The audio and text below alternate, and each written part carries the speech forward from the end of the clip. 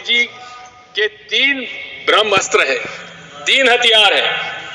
पहला अस्त्र है ईवीएम, दूसरा हथियार है धर्मांधता और तीसरा हथियार है ED, IT, CBI, NIA. Bharat विश्व का सबसे बड़ा लोकतंत्र है, मदर ऑफ डेमोक्रेसी कहा जाता है, लेकिन सफल लोकतंत्र के लिए निष्पक्ष माननीय चुनाव आयोग आवश्यक है।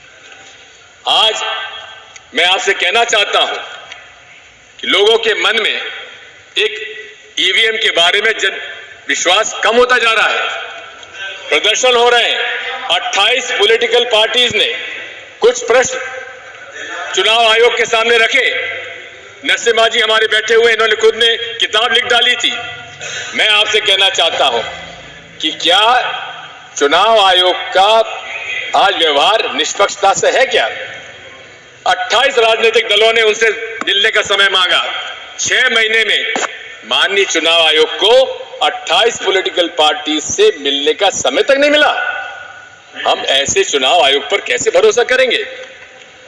मैं आपसे कहना चाहता हूं कि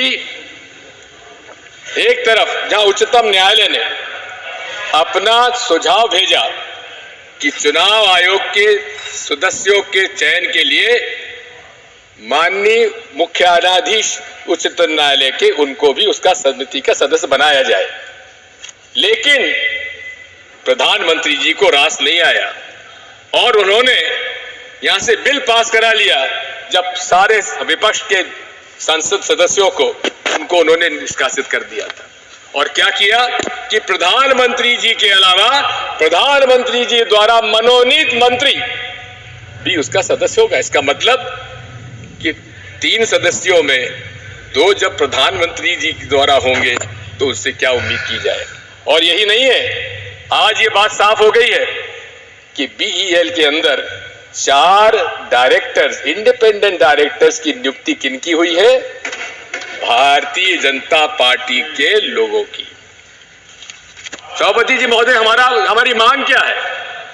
आज कंप्यूटर साइंस इतना आगे बढ़ चुका है कि हमारा जो मकसद है वोट डालने का, क्या वो उसका निर्णय हमको मिलता है क्या? आज सॉफ्टवेयर निर्णय करता है कि आपको मशीन क्या नतीजा देती है। हमारी मांग क्या है? हमारी मांग यह है कि माननीय चुनाव आयोग को वो सॉफ्टवेयर पब्लिक डोमेन में लाना चाहिए। हमारी क्या मांग है? ये मेरा अधिकार है, एक वोटर के नाते अधिकार है कि मैं जिसे वोट चाहूं उसको वोट पड़े। महोदय, कि इस पूरे विश्व में केवल 5 देश ऐसे आज है जहां ईवीएम के माध्यम से चुनाव हो रहा है। उसमें से ऑस्ट्रेलिया में जो सॉफ्टवेयर डाला जाता है वो पब्लिक डोमेन में है। मैं पूछना चाहता हूं आपके माध्यम से प्रधानमंत्री जी और पूरे मंत्रिमंडल से, क्या कारण है कि वो सॉफ्टवेयर बताने में क्यों इतने परहेज करते हैं?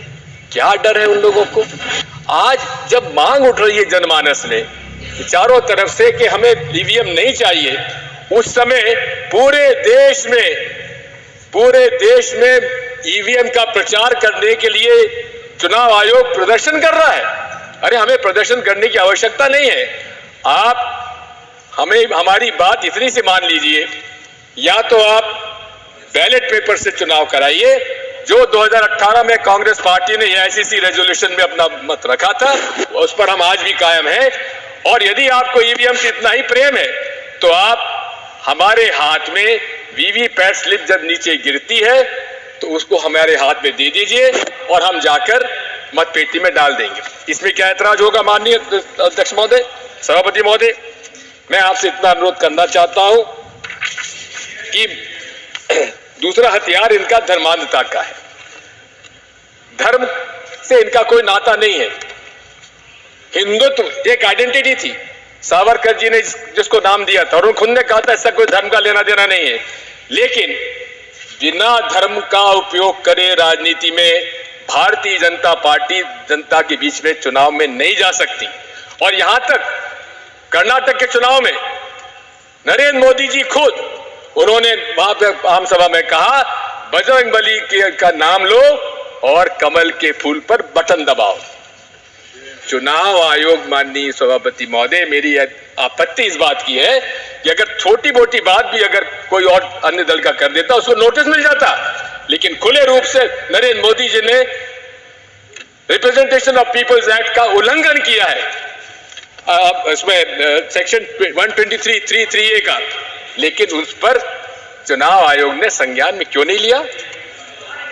आज भी पूरे देश में धर्म के नाम पर ये व्यवसाय कर रहे हैं। वो राम मंदिर का निर्माण जो कि नरसिम्हा राव जी ने रामालय ट्रस्ट को सौंपा था, चारों शंकराचार्य और स्वामी रामानंदाचार्य के रामनिरचार्य जी 5 लोगों का रामालय ट्रस्ट बनाया, उसके हाथ में क्यों नहीं दिया? किसको दिया? विश्व हिंदू परिषद के हाथ में। और विश्व हिंदू परिषद के हाथ में देकर निर्मोही अखाड़ा जो पूरे तरीके से 10 मिनट नहीं 5 मिनट अतिरिक्त हो गए जो हमारे पास सूचना थी, 10 मिनट के लिए। सर देखिए, आपने देखिए मेरी बारे में सर मेरी आपसे 5 मिनट का समय और दीजिए, 2 बातें मुझे और करना है। आपको 5 मिनट दिया गया था, ऑलरेडी 10 मिनट हो गए हैं। 5 मिनट समय तय था आपके लिए।